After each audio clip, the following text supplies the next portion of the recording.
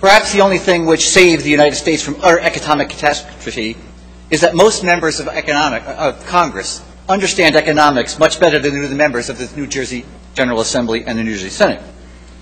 This proposal addresses some very real concerns. American companies lining up at the border trying to escape confiscatory taxes.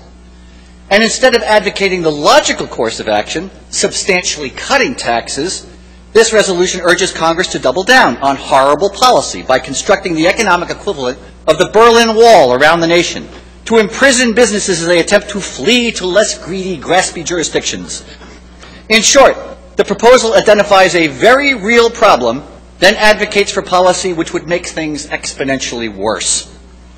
This proposal, Madam Speaker, recites the following, and I quote, "Low corporate tax rates in other countries incentivize," whatever that means, "some companies to move their headquarters overseas for the tax advantages." Having made this entirely accurate observation, it then, curiously, manages to completely miss the obvious solution. If other countries impose lower taxes, and unfortunately for the American people, every other country in the industrialized world imposes lower taxes than those we impose upon businesses, and that provides an incentive for American companies to move, the solution is not to erect more ultimately futile barriers to capital flight, but to recognize the destructive effects of higher taxes, which ultimately undermine the economy, discourage growth, depress employment, and cause misery. Madam Speaker, New Jersey has much to teach the nation on this particular subject, because we adopted policies very much in keeping with those this proposal advocates, and the results aren't pretty. Under Governor McGreevey, we doubled business taxes and increased other taxes more than 100 times, with entirely predictable and utterly catastrophic results. This proposal urges the nation to make precisely the same mistakes that we made here. The result would be to ensure that the entire nation experiences precisely the same sort of economic disaster that we created here in New Jersey by basing tax policy upon envy and resentment.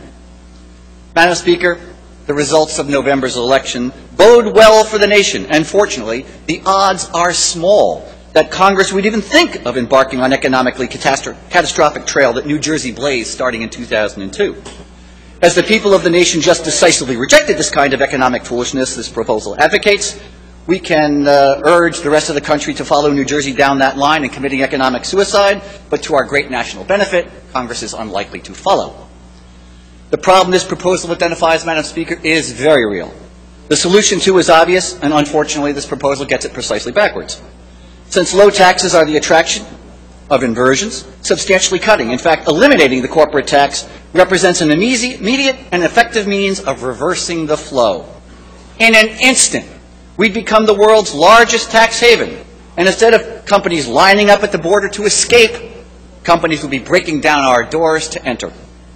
Madam Speaker, we in New Jersey, unfortunately, serve as an abject example of what can happen to a thriving economy when it tries to tax, borrow, and spend its way into prosperity.